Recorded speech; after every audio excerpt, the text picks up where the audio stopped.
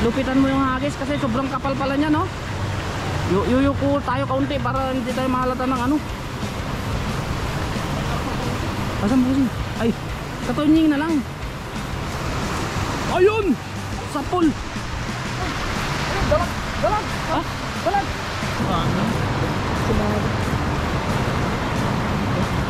Pwede luglog to, no?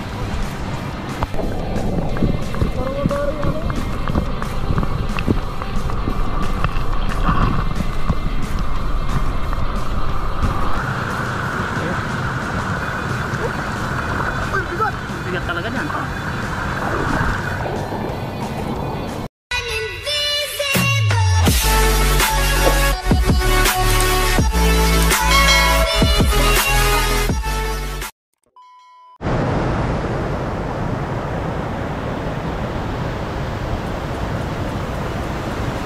What is up mga katunying? Magandang araw sa ating lahat at welcome back sa ating YouTube channel. At kung ngayon lang pala kayo napadpad sa ating YouTube channel ay inanyayahan ko kayong mag-subscribe at i-click ang notification bell para ma-update kayo sa mga susunod pa nating video. At ngayong araw nga pala ay nandito tayo mga katunying, kasama natin mga iba, si Kamay nyo, ang napaka-pogi nating bossing. What's up mga kape nyo? Tumutubo na ang buhok natin.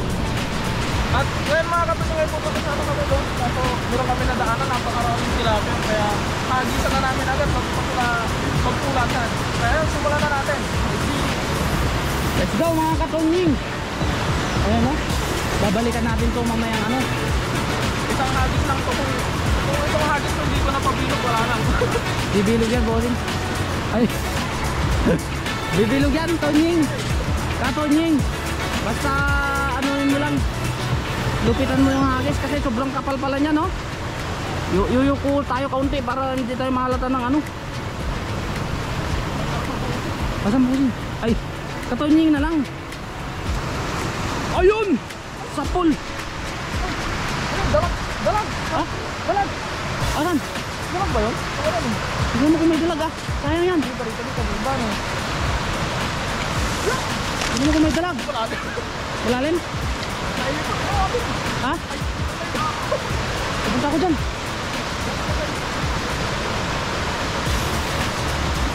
Oops, wait lang. Ayun, oh. Ha? Ang linaw, kitang-kita yung ano mga katunying. Ay, ang lamig. Woo! Ayun, oh. Ayun, oh, ayun. Lalaki pa. Oo. Tuwang-tuwa. Lalaki, oh. Ang linaw mga katunying, oh. Oh, ang laking karpa yan. Silver cut. Alam mo, kitang-kita sila mga katunying.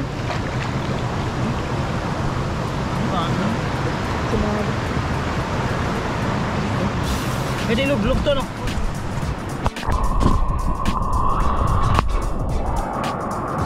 Grabe, naipon na sila dyan katunying, oh.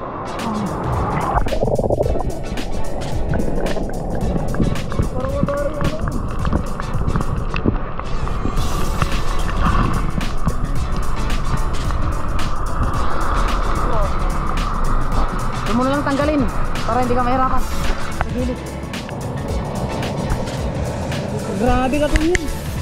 Ang lupit nung ano mo. Nung may lera na sila dyan, oh.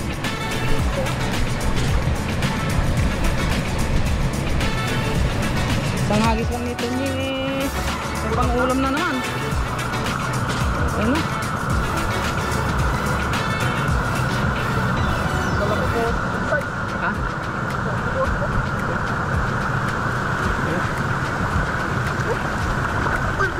Bigat talaga dyan. Doon tayo sa medyo malinis para ano. Ayun, no? Grabe yung huli nito niya ngayon. Malis tayo ng mga tilapa to niya.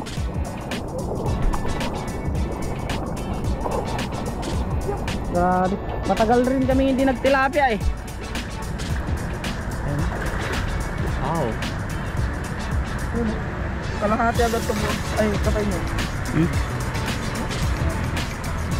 Maganda yung lambat natin ngayon kasi ano, papagpag lang natin. Bagong bilihan ni Mr. Tonying. Hindi tulad ng lambat natin nung nakaraan na.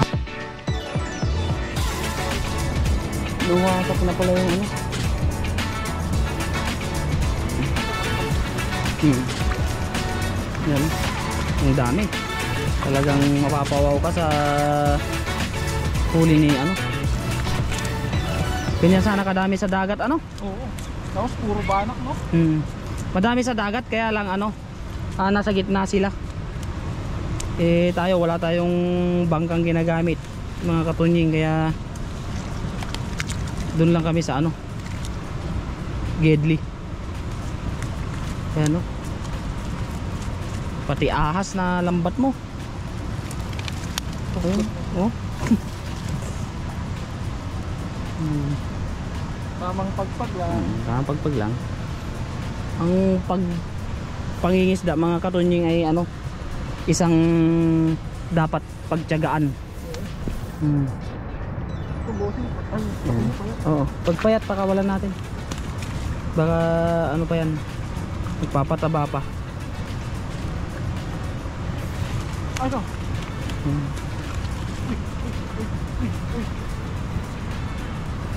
Yan.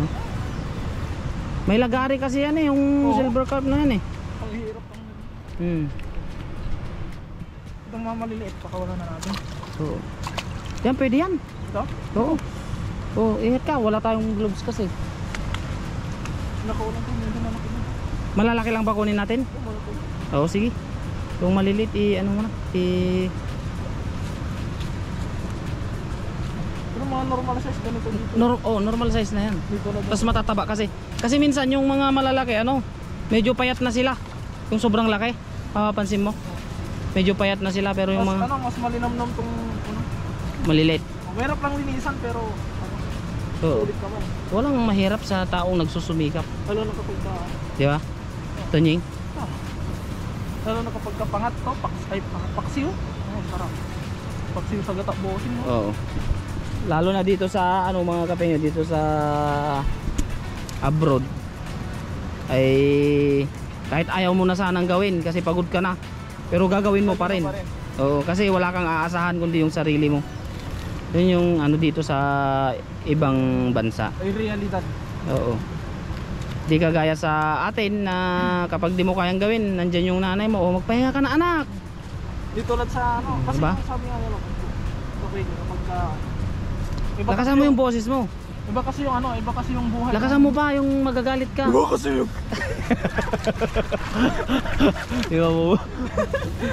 Ganun yung ano nun. Hindi kasi kamay nyo, sabi nga nila, iba yung buhay mo kapag nag-iisa ka, tapos iba yung buhay mo kapag kasama magulang mo. Oo.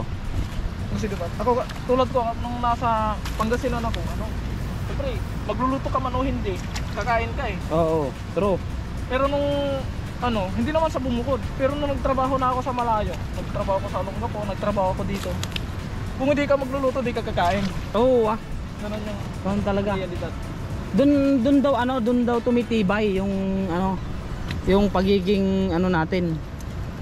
Yung pag nahiwalay tayo sa magulang. Doon masusuot yung katatagan natin. Oo. Natututo tayo sa bagay-bagay na nung kasama natin magulang natin hindi natin natututunan. Kasi meron tayong inaasahan. Oo.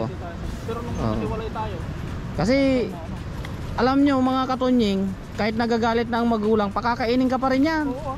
Di ba? Pakakainin ka pa rin yan pag nakaluto na. Tatawagin ka lang. Oo. Kumain ka na. Tamad. Joke lang yan mga katonying. Example lang yun, example. Kaya sa mga kabataan dyan na kasama pa yung mga magulang nyo, or nakatira kayo sa poder ng magulang nyo, sulitin nyo na dahil pag dumating yung panahon na syempre tumatanda tayo, magtatrabaho tayo sa malayo, hindi naman pwedeng taong bahay lang tayo eh. Lalo na sa panahon ngayon na pera na ang parang nagbumubuhay sa atin. Oo. Umikot ng pera sa buhay natin. Kailangan natin kumita. Darating yung panahon na magtatrabaho kayo sa malayo at mamumuhay kayo mag-isa. Ganun yun mga katonying. Nandyan man yung mga magulang nyo pero hindi na kayo masusuportan ng magkasama kayo. Wala na kayong asan kundi sarili nyo lang. Kaya sulit-sulitin natin mga katonying. Yung mga araw-araw na kasama natin ng mga ano natin, Pamilya natin. pamilya natin. Tulad namin, mula nung umalis ako, magdadalawang taon, wala akong kasamang pamilya. Kami lang, nila ka po yung mga kasama sa mga kababayan dito. Pero yung mismong pamilya mo talaga, malayo. Iba kasi yung ano, iba kasi yung nakakasama mo yung pamilya mo kaysa nakaka-video call mo lang. Iba yung saya pag kasama mo pa rin sila. Kasi kung may problema ka, hindi mo makwento ng ano sa kanila eh.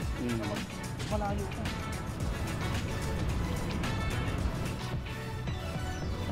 Ano? Yun yung realidad ng buhay. Kaya sa mga OFW dyan, sa mga nanay na nandito sa abroad, talagang bilib na bilib ako.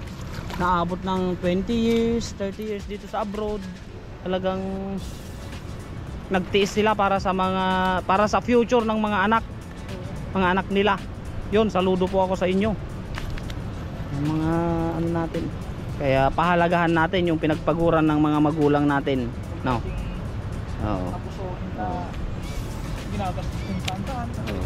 Dahil- Bawat dolyar na kinikita dito ay pinaghihirapan. At ayan mga katonying, tapos na yung isang hagis ni At ito yung ating huli.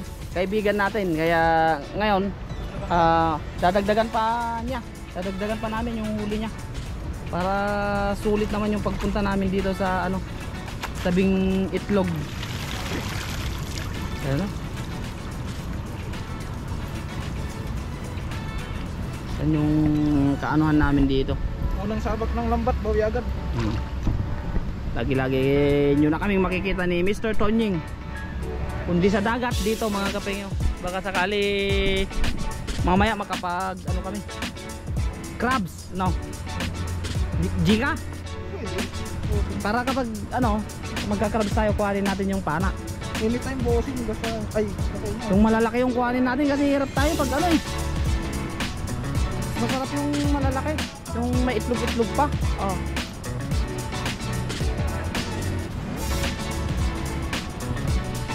Ayan mga katonying, babanat na naman siya.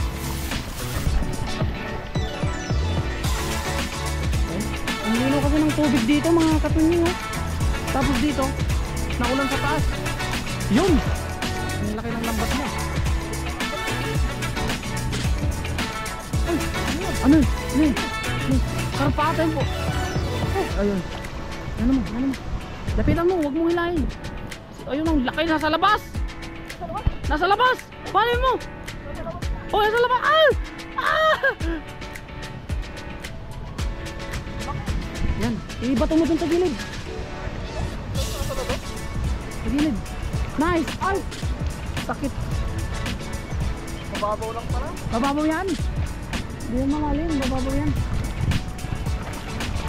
Sabitan mo. Kung mapapansin nyo mga katonye, ano, naka-suot sa akin lahat ng bag namin. Kasi ayaw na namin magtiwala. Ang lalaki. Ang lalaki.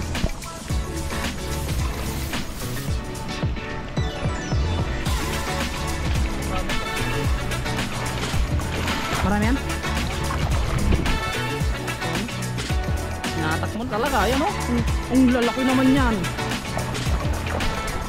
Wow.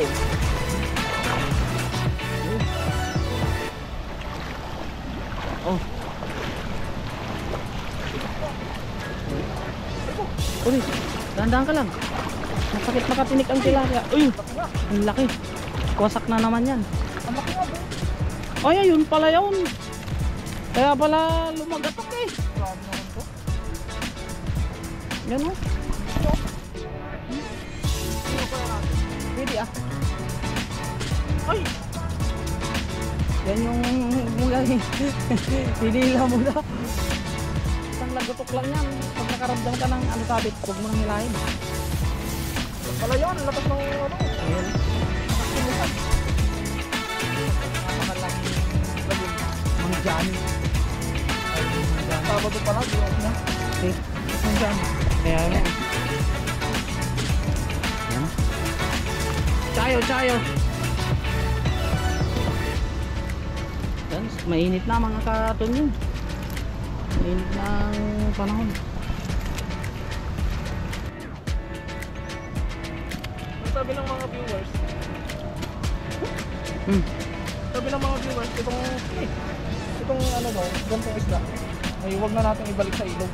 Oo. Dahil ito yung umuubos ng mga similya ng tilapia o ibang isda. Kaya ito ay tatapon natin dahil sabi nila ito daw yung dahilan kung bakit naubos yung mga similya ng isda, yung mga maliliit na tilapia. Kaya ang bilis na kasi nito dumami. Hmm. Siyempre, bawasan natin. Bawasan natin. Marami pa naman sila. Hmm. Pero comment down below kung meron kayong alam na recipe para doon. At kung nauulam ba yun? Kay ano kay di Jessica Soho Nauulam ba yun? Oh, ano nila? Paksiw. Pero yung pagpaksiw nila, kinukuha nila yung ano, mga laman. Tapos ginigisa nila sa kamatis.